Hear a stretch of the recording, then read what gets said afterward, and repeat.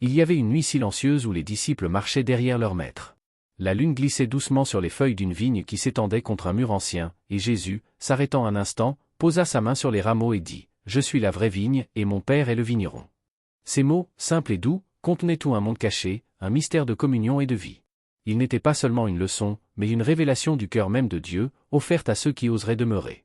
Car dans chaque âme existe une soif silencieuse, un désir que rien de terrestre ne peut apaiser. L'homme court, il cherche, il s'attache à 1000 branches mortes espérant y trouver le fruit de la joie. Mais la sève de la vie ne circule que dans la vigne véritable. Tout le reste n'est qu'illusion et sécheresse.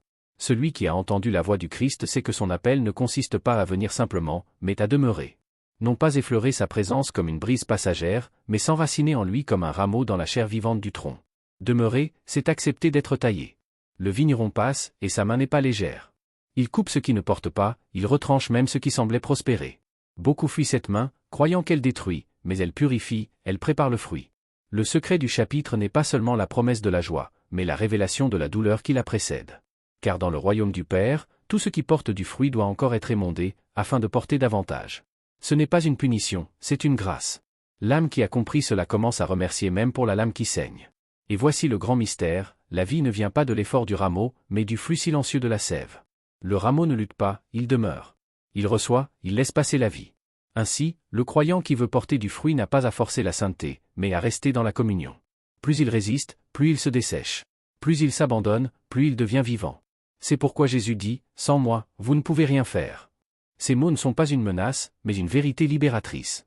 Ils invitent à cesser de se battre pour devenir, et à apprendre à être en lui. Imagine un homme qui garde un vieux CEP au fond de son jardin. Chaque printemps, il attend que la vie remonte, que les bourgeons s'ouvrent. Mais un jour, las de l'attente, il décide de couper quelques branches pour les replanter ailleurs, pensant qu'elles vivront mieux séparées. Il les arrose, il les place au soleil, mais rien ne vient. Elles se flétrissent, car la racine leur manque. Ainsi est l'âme qui cherche la fécondité sans la présence de Christ, elle a la forme, mais non la vie. Elle conserve les mots, mais le cœur s'assèche. Le fruit ne pousse pas sur l'orgueil ni sur la performance, mais sur la dépendance. Le Père ne cherche pas la quantité du feuillage, mais la qualité du fruit. Ce qu'il désire, c'est que le Christ soit formé en nous.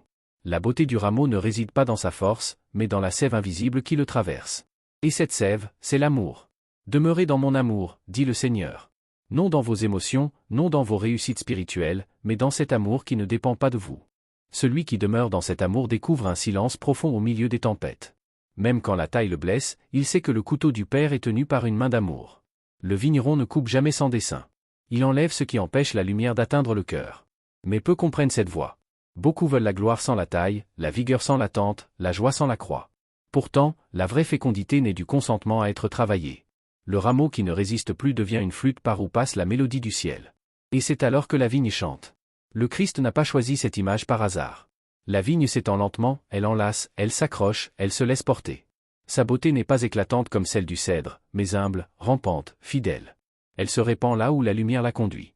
Ainsi est la vie du croyant véritable, silencieuse, constante, cachée dans le cœur de Dieu. Ce qui paraît petit aux yeux du monde porte des grappes éternelles. Le secret de Jean 15 n'est pas un concept à comprendre, mais une vie à expérimenter. C'est un lieu intérieur où l'homme cesse de courir pour commencer à demeurer. Ce lieu se trouve à la croisée de la confiance et de l'abandon. Quand l'âme comprend qu'elle n'a rien à prouver, rien à produire, alors elle devient un canal pour la gloire de Dieu. La vie de la vigne devient sa vie.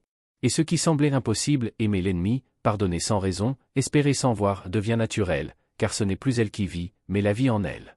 Alors, dans le silence du cœur, le divin vigneron poursuit son œuvre. Il ne se lasse pas. Il revient jour après jour, non pas pour juger, mais pour soigner. Là où le rameau s'est brisé, il lie les fibres. Là où le feuillage a séché, il verse la pluie. Et dans ce labeur patient se révèle la tendresse du Père, une tendresse que l'homme oublie souvent sous le poids de ses inquiétudes. Car le Père ne cherche pas à produire de la douleur, mais de la profondeur. Chaque coup de ciseau, chaque saison de solitude, n'est qu'une invitation à descendre plus bas dans la racine, là où la paix ne dépend plus du climat. Beaucoup regardent leur vie et se demandent pourquoi tant d'épreuves, tant de pertes, tant d'attentes.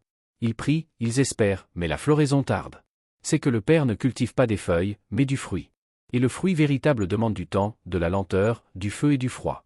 Il faut la chaleur du jour et le gel de la nuit pour que la sève mûrisse. De même, l'âme n'apprend pas la confiance dans les jours faciles, mais dans l'obscurité. Là, quand tout semble retiré, la communion devient plus réelle, plus pure. Car c'est dans la nuit qu'on entend la voix du Christ qui murmure « Demeure en moi, et je demeurerai en toi ». Il y a dans cette parole une promesse et une alliance. Ce n'est pas seulement un ordre, c'est une offrande. Si tu demeures, je demeure. Le Seigneur ne demande pas ce qu'il ne donne pas. Il sait la faiblesse du cœur humain, il sait combien il est prompt à s'éloigner. Alors il s'approche, il enveloppe l'âme de sa présence, et il la garde comme on garde une flamme fragile contre le vent. Mais le monde, lui, parle autrement. Il dit, sois indépendant, sois fort, sois maître de toi-même. Et dans cette illusion, tant d'hommes s'assèchent en voulant être leur propre source. Ils oublient que la liberté véritable ne vient pas de l'autonomie, mais de la dépendance d'amour. Celui qui demeure dans la vigne n'est pas prisonnier, il est nourri, il est vivant. Il reçoit d'un autre, et c'est ce don constant qui le rend libre. La liberté du rameau, c'est de recevoir sans honte. Un jour, un vieux moine disait à un jeune homme qui se plaignait de ne pas sentir Dieu, cesse de chercher les sensations, cherche seulement à demeurer. Quand tu ne sens rien, dis-lui, Seigneur, je reste ici. Quand tout est obscur, dis-lui, Seigneur, je reste ici. Car la foi n'est pas la lumière, c'est la fidélité dans la nuit. Et le jeune homme apprit que le secret de la communion n'était pas la ferveur, mais la constance. C'est en demeurant qu'on apprend à aimer, et en aimant qu'on apprend à demeurer. La vigne porte des fruits invisibles avant d'en porter de visibles. Il y a d'abord le travail souterrain, les racines qui s'allongent dans l'obscurité. Personne ne les voit, personne ne les célèbre, mais c'est là que tout se joue. Ainsi, Dieu prépare ses enfants dans le secret, loin des regards. Il creuse des profondeurs en eux avant d'élever leurs branches. Quand enfin le fruit paraît, c'est le signe d'une œuvre intérieure déjà ancienne. Rien n'est soudain dans le royaume. C'est pourquoi ceux qui veulent voir des miracles rapides s'impatientent.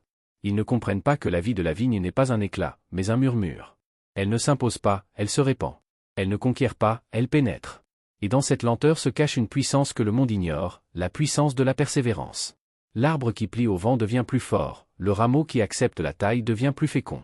Chaque renoncement, chaque prière murmurée dans la solitude, devient un canal par où passe la sève divine. Ainsi, celui qui demeure commence à voir le monde autrement. Ce qui autrefois l'effrayait devient une école de paix. Ce qui lui semblait une perte devient une purification. Il découvre que tout, même la douleur, travaille ensemble pour la vie. Et cette découverte transforme son regard. Il ne demande plus « pourquoi ?» mais « pourquoi ?» Le « pourquoi » regarde le passé, le « pourquoi » regarde la promesse. L'âme taillée apprend à regarder vers le fruit à venir. Il y a dans la vigne un silence mystérieux, elle pousse sans bruit, elle ne s'agite pas. De même, la vie spirituelle mûrit dans le calme. Les grandes transformations de Dieu s'accomplissent souvent sans éclat, dans la prière discrète, dans la fidélité des jours ordinaires. Le Christ demeure en ceux qui ne se lassent pas de l'attendre. Il ne cherche pas les exploits, il cherche les cœurs disponibles. Et quand il trouve un cœur ainsi, il y fait sa demeure. C'est cela, le secret caché de Jean 15, Dieu ne visite pas, il habite. Alors l'âme qui demeure devient semblable à la vigne elle-même, elle apprend la patience du temps, la beauté de la lenteur, la force du silence. Elle comprend que le but n'est pas de produire pour être vu, mais d'aimer pour glorifier. Car le fruit véritable n'est pas pour le rameau, il est pour le maître du jardin. C'est là le renversement du monde, dans le royaume, tout ce qui vit pour soi se fane, et tout ce qui s'offre porte la vie. Le Christ, dans sa sagesse, a caché la fécondité au cœur du don. Celui qui veut garder sa vie la perd, mais celui qui la dépose entre ses mains découvre la joie que rien ne peut lui ravir.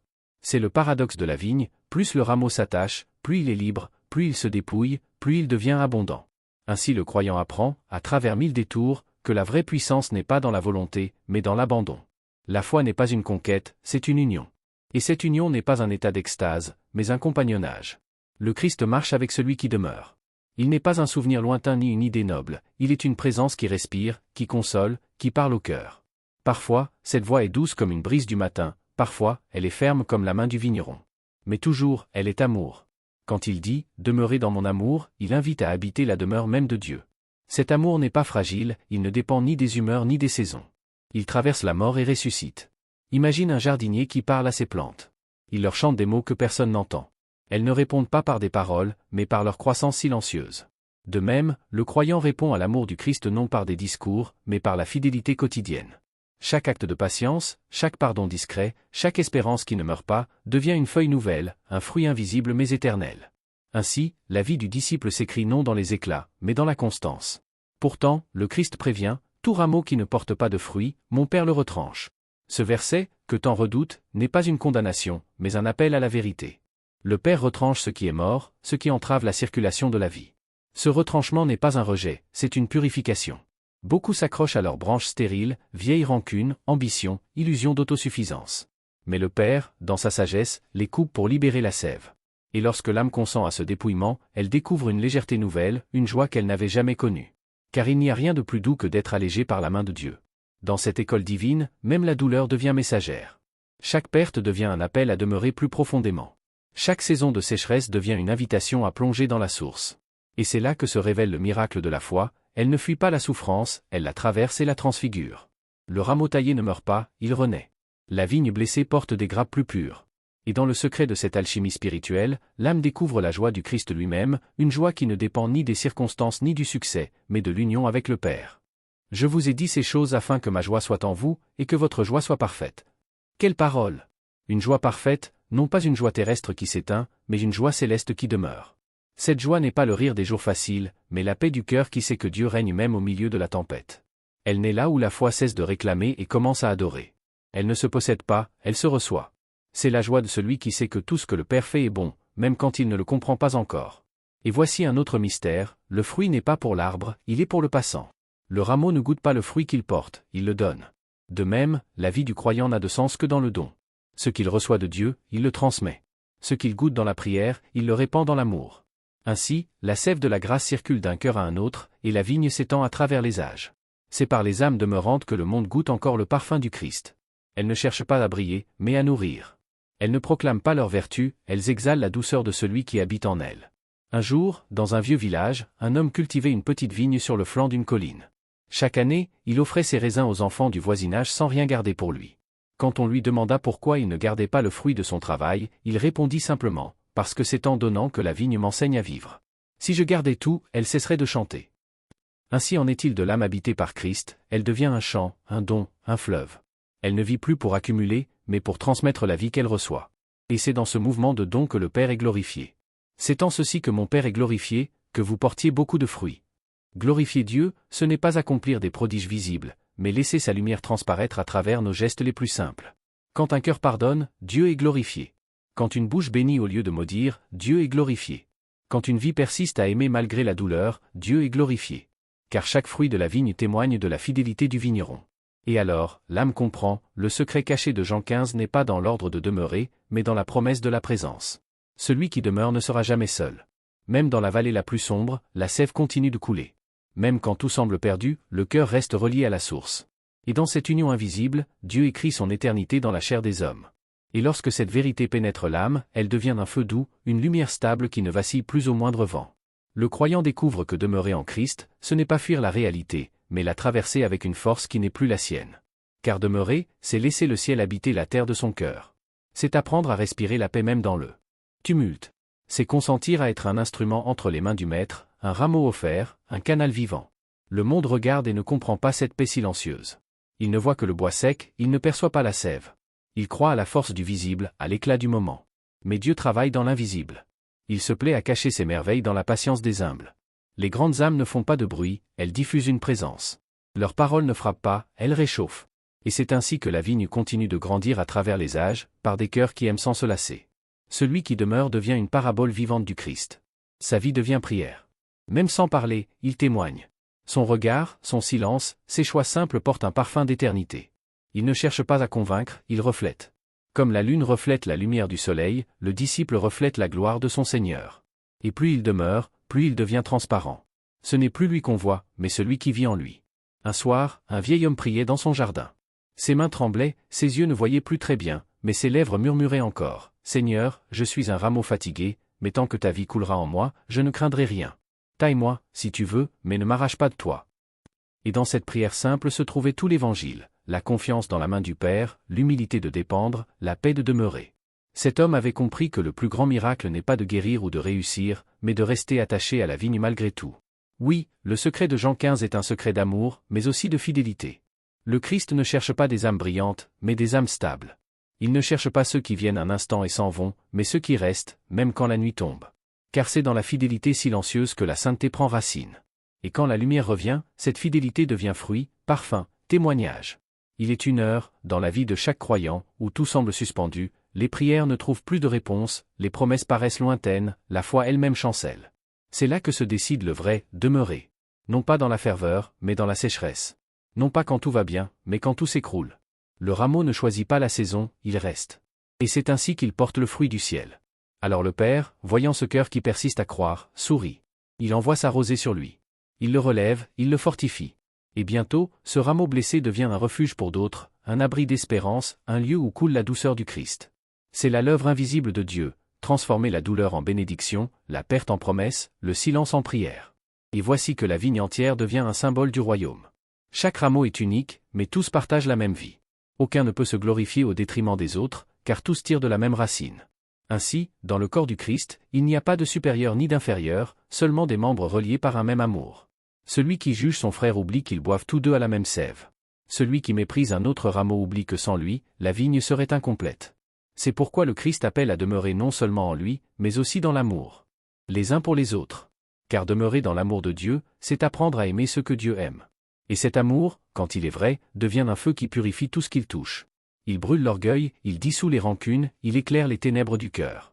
L'amour du Christ n'est pas sentimental, il est sanctifiant. Il guérit en blessant, il reconstruit en dépouillant. Il ne nous laisse jamais tels que nous étions. Et plus l'âme s'y ouvre, plus elle devient libre. Libre de plaire, libre de prouver, libre d'avoir raison. Elle découvre la joie pure de donner sans attendre, d'aimer sans calculer, de servir sans être vue. C'est cela, porter du fruit. Le monde cherche le succès, Dieu cherche la fidélité. Le monde cherche à posséder, Dieu cherche à habiter. Et là où il habite, la paix devient naturelle, la prière devient respiration, la joie devient racine. Celui qui demeure n'a plus besoin de comprendre tout, il se contente de faire confiance. Et cette confiance devient sa force, car elle s'enracine dans la certitude que rien ne peut séparer de l'amour du Père. C'est ainsi que la vie de la vigne s'étend à travers les siècles, dans les cœurs qui demeurent. Elle a traversé les empires, les révolutions, les déserts du doute, mais jamais la sève n'a cessé de couler. Le monde change, les saisons passent, mais la parole demeure, je suis la vraie vigne. Et dans cette affirmation résonne une promesse éternelle, tout ce qui demeure en lui portera du fruit. Alors, mon ami, si ton âme se sent sèche, si ton cœur se sent oublié, n'aie pas peur. Le vigneron n'a pas quitté son champ. La sève circule encore, même sous l'écorce de ton silence.